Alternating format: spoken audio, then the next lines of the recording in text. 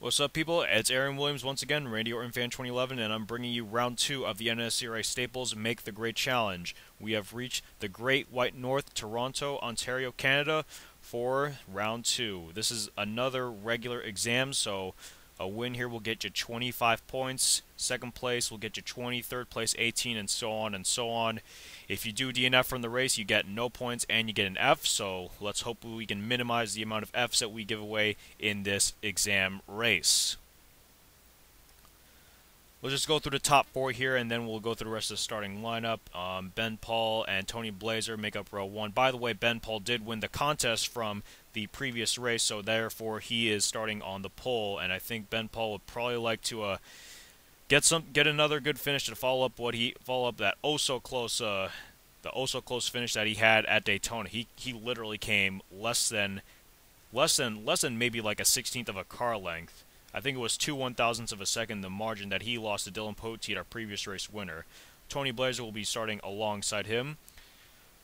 In row 2 we have Seth Cole and Joseph Clark. By the way, guys, you might want to buy an RG3 jersey. I really like Robert Griffin III. So yeah, I think he's the most selling jersey in Dick's Sporting Goods. So yeah, go ahead and buy that if you want. Also, if you can afford it, that's the thing, because those Nike NFL jerseys are so damn expensive. Just take a look at the rest of the starting lineup here. Take a look at where you are starting for the moment.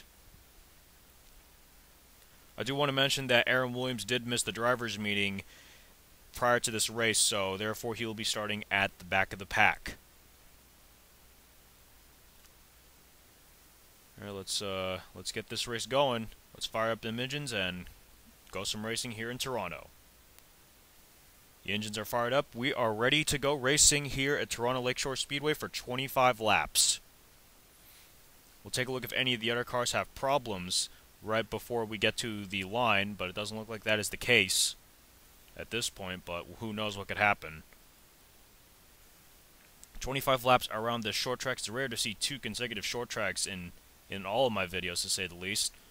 Pace cars hit pit road. Green flag is out! Oh, they're wrecking already. Liam Ervig's around. Jake Smith. Oh, James McLeod flipped over wildly. Yellow flag is out just like that.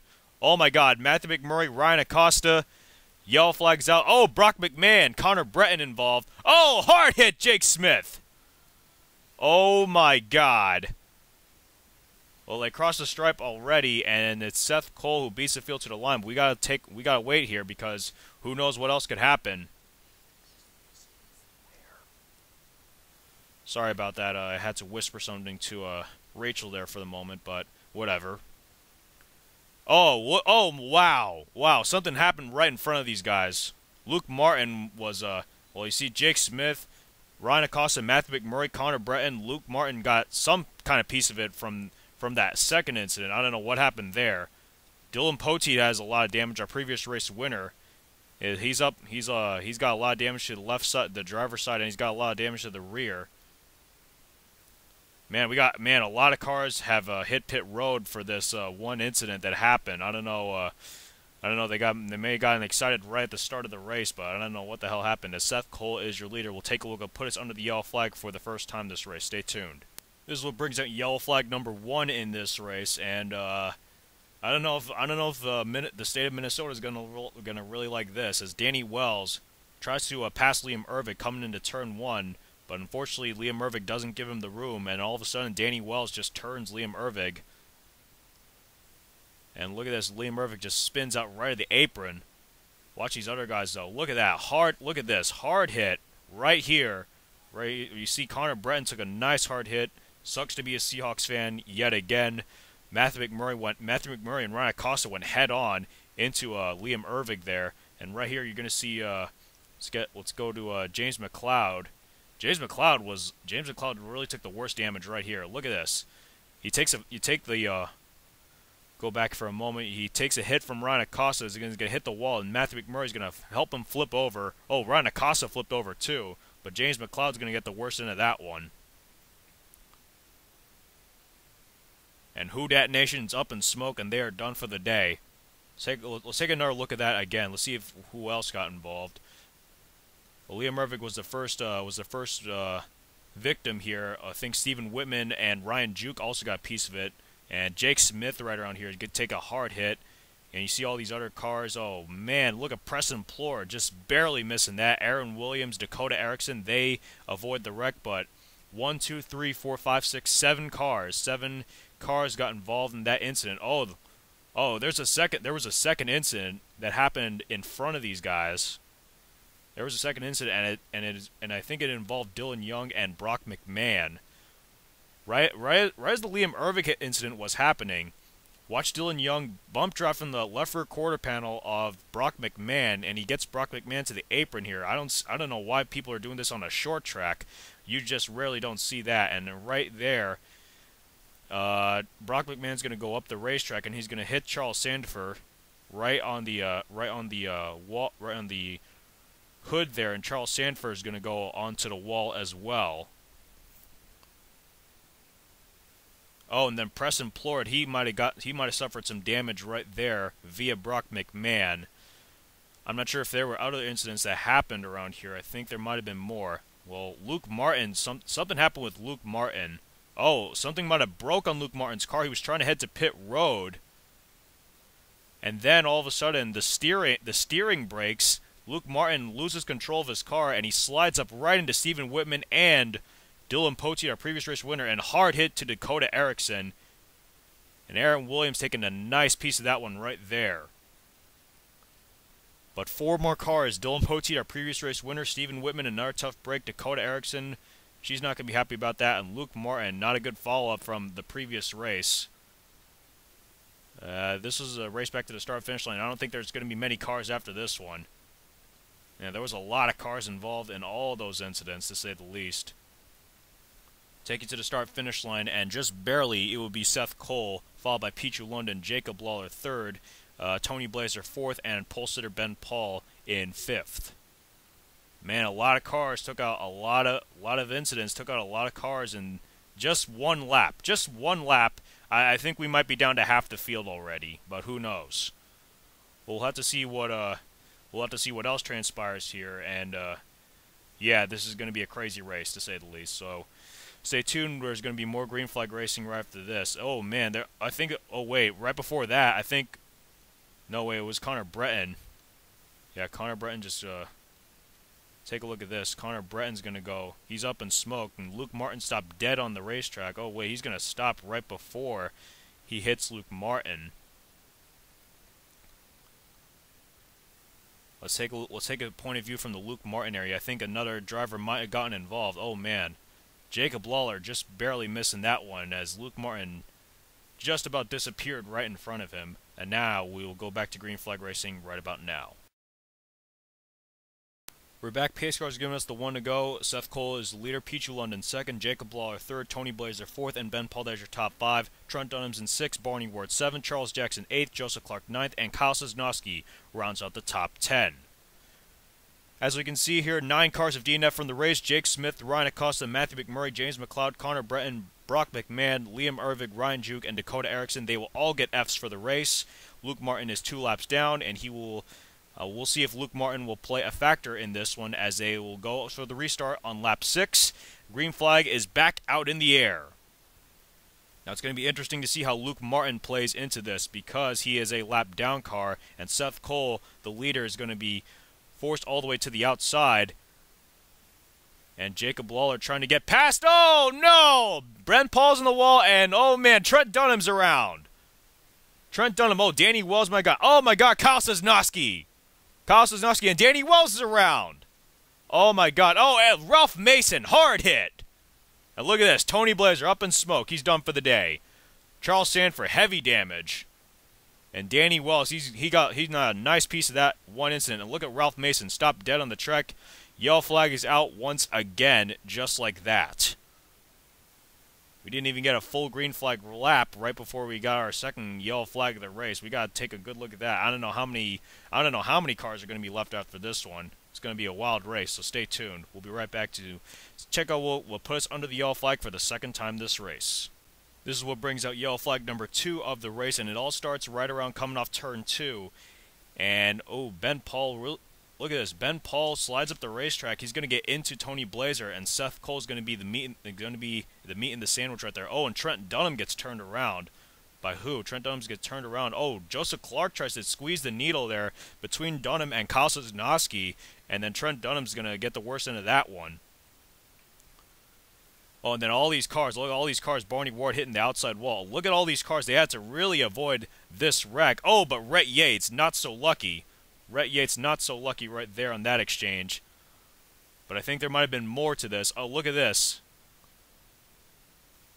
I think Kyle Sosnowski was driven down all the way to the apron of the track. He goes back up the racetrack right in front of Tony Blazer. Oh, man, Barney Ward just barely missing Kyle Sosnowski right there. They're gonna get Kyle Sosnowski and Tony Blazer right into the wall. Oh, and then right around here, you see all these cars. All these cars are slowing down, and Charles Sanford got a lot more damage. I don't know by right around here. Let's take a look. Charles Sanford really slowed down so much that he got into the back of Preston Plord there. Also, Plant might have gotten a piece of that one as well. And there was another incident, and it involved Danny Wells. See Danny Wells. You see all these cars. You see Aaron.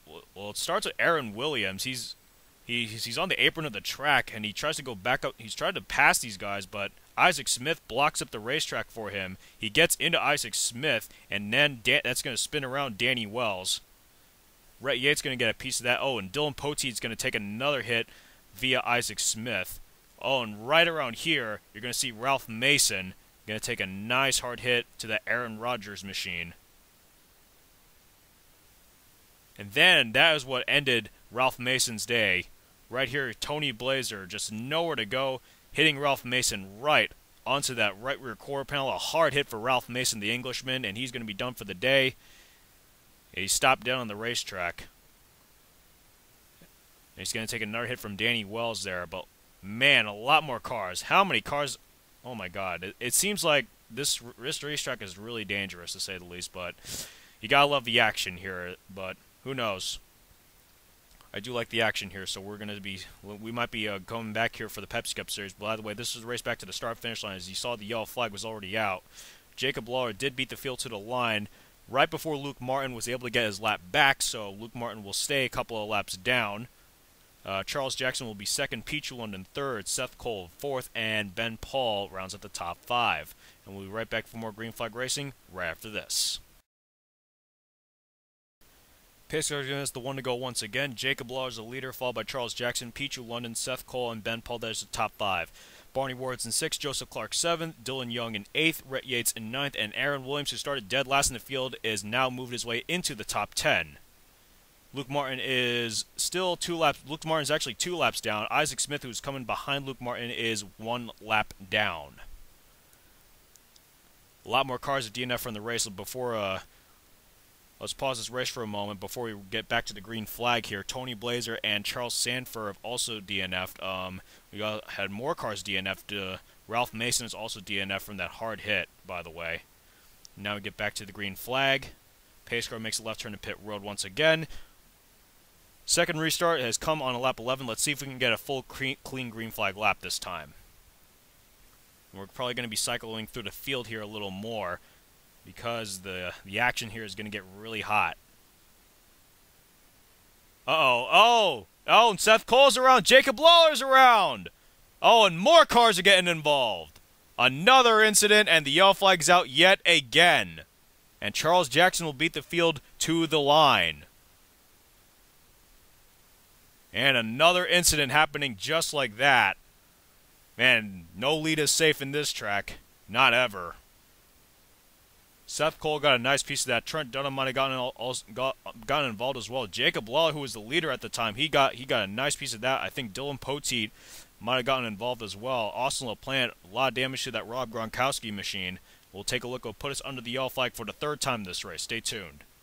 Let's take it right from the start here, from the restart. Jacob Lawler didn't get a good restart, and that allowed Charles Jackson to take advantage right around here as it came into turn 1. But this is what put us under yellow flag number 3 in this race, and let's see what happens. I think it's Seth Cole who gets into the left rear, who gets into the left side of Pichu London here. He's going to get into London's going to get into Isaac Smith. That's going to turn around Jacob Lawler in the process. Luke Martin's going to bounce off the outside wall here. Look at all these cars. They're trying to avoid this carnage here. Oh, man. Look at all these cars. Peachy London, Ben Paul, Dylan Young, Barney Ward able to get through safely, and Aaron Williams and Rhett Yates able to make it through safely as well. Trent Dunham's going to get a piece of that one here. And Austin LaPlante's going to get involved too, right about here.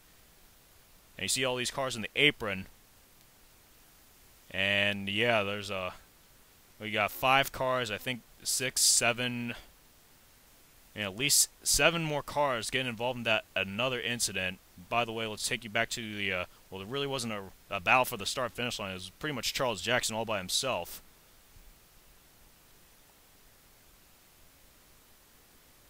So we are under the yellow flag for the 3rd time this race, and I'll tell you this: no lead is safe on this track, not ever. And who knows who could be winning this race? I don't know if we have reached the maximum quota for DNFs and Fs in this race, but we'll have to wait and see. So we'll be right back for more green flag racing right after this. Stay tuned. We're back once again. Pace cars giving us the one to go yet again. Charles Jackson is your leader, Peachy London 2nd, Ben Paul in 3rd, Dylan Young in 4th, and Barney Ward rounds out the top 5. Aaron Williams has moved his way all the way from dead last up to 6th. Rhett Yates is in 7th, Kyle Sosnowski in 8th, Preston Plord in 9th, and Danny Wells rounds at the top 10. No cars of DNF from the previous incident, and we are still at 20 cars, so we haven't reached the maximum quota on DNFs. We can still afford 4 more DNFs before we have given away all 16 Fs for the race. Pace car makes the left turn to pit road once again. 10 laps to go now, and Peachy London looking for the lead, just like that. We'll have to wait and see what else happens, because who knows? Who knows what could happen here? It's only a matter of time before we have so many wrecks, but you know, who knows what could happen. They're pretty much side by side at this point. Peachy London, the leader, Aaron Williams trying to use the inside line. You gotta be careful. Look out! Boy, that was a close call right there between Aaron Williams and Dylan Young. Aaron Williams moving his way up the pack. He is now into the 3rd position. What a job well done by Aaron Williams to march his way from dead last all the way into the top 5 here. We finally got like a couple of green flag laps. About damn time. And Peachy London's still the leader, and Barney Ward is now up to 2nd. We got a battle here for 3rd between Ben Paul and Dylan Young, Aaron Williams, and Charles Jackson. Those two teams are rivals, but they're trying to work with each other for the moment. They're trying to use that inside line to their advantage. And Preston Plord came out of nowhere. Preston Plord actually started towards the back. He's trying to come away with a top 10 finish here, and maybe at least a B-. Dylan Young's fallen back a couple of spots, as well as Aaron Williams. 2 NFC teams fallen to 3 AFC teams here. Next AFC team is Kyle Sosnowski in 9th, and another AFC car, Beth Beat, is in 10th. Seth Cole's fallen back to 11th. Danny Wells is 12th. Isaac Smith is actually a lap down in 19th. Trent Dunham is in 13th. Stephen Whitman 14th. Luke Martin's 2 laps down in 20th. Jacob Lawler's fallen back to, I think, the 15th position. We still have not seen the yellow flag out at this point, and now the top 2 have pullen away with 5 to go. Top 2 have pullen away now for the moment.